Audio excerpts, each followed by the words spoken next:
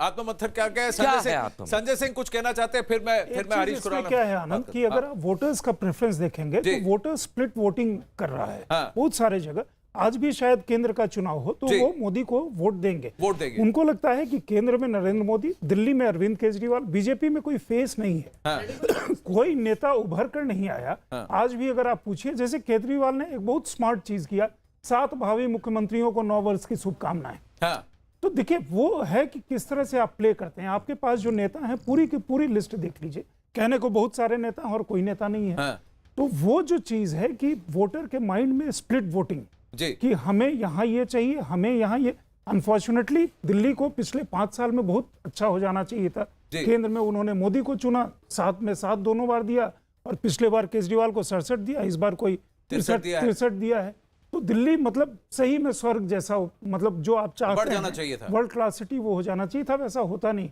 लेकिन लोगों की इच्छाएं उसी तरह की हैं कि सामने हमारे एक सशक्त नेता है यहाँ केजरीवाल, जो कहा बहुत हद तक बहुत चीजें नहीं हुई, लेकिन मैं इसीलिए कह रहा हूं कि पहला वो काम इम्प्रिंट छोड़ गया लोगों के दिमाग पे। जारे में लोगों के पास बिजली के बिल नहीं आए, बहुत सारे मिडिल क्लास घरों में भी नहीं आए, तो वो स्वाभाविक तौर पे खुश है ऐसे ही कि भैया हमारा ये काम हो गया। और बाकी चीज है पब्लिक परसेप्शन।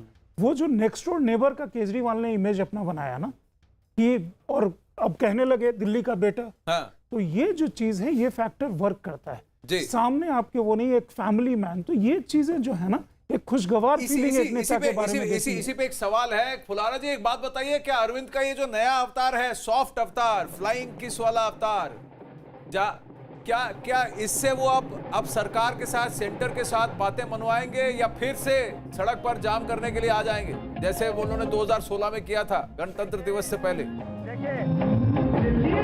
देखो लोकतंत्र है। दिल्ली वालों ने आम आदमी पार्टी की सरकार को दोबारा से प्रचंड बहुमत से चुना है। हम दिल्ली वालों के हक के लिए लड़ रहे हैं। अरविंद केजरीवाल जी अपने घर के लिए नहीं लड़ रहे, अपने कार्यकर्ताओं के लिए नहीं लड़ रहे, अपनी पार्टी के लिए नहीं लड़ रहे। हम लड़ते हैं दिल्ली वालों के लड़ते हैं। 2 करोड़ दिल्ली वालों के लिए हम लड़ते हैं और उनकी अच्छाई के लिए लड़ते रहेंगे। फुलारा जी आपके पीछे जितना जोर से लाउड स्पीकर बज रहा है, आपका गला खराब हो जाएगा चिल्लाते हुए। लेकिन ये जश्न का वक्त है, हर तरह के सॉन्ग बज रहे हैं वहां पर। केजरीवाल 5 साल लगे रहो केजरीवाल तो थीम सॉन्ग है, उसके साथ साथ पूरी टीम वहां पर जश्न मना रही है। बीजेपी में थोड़ा मातम छाया हुआ। शेष नारायण जी क्या सोच रहे हैं आप, बताइए। अब आप मुझे बताइए कि हरीश खुराना जी को और बीजेपी को क्या करना पड़ेगा, संगठन को क्या करना पड़ेगा? संगठन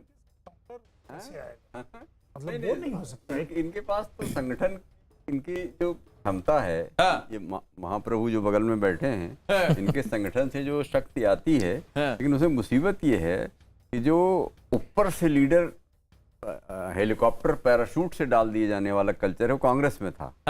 एक बार क्या आपको लग रहा है कि बीजेपी के अंदर जो कल्चर है, पॉलिटिकल पार्टी के अंदर जो कल्चर है, वो थोड़ा कांग्रेस जैसा होता जा रहा है? भाई तो उदाहरण दे रहा हूँ। एक बार आरिफ मोहम्मद खां को 1980 में संजय गांधी ने टिकट दे दिया कि जाओ ना, 84 में राजीव गांधी ने, जाओ लड़ना है तुम्हें बहराइच से। वो जिंदगी में कभी बहराइच गए ही नहीं थे, लेकिन गए, वहां जीत के आ गए। तो उसके बाद भी वही एक्सपेरिमेंट होते रहे। यहाँ से दिल्ली से नेता भेजे जाते रहे, जीत के आते रहे।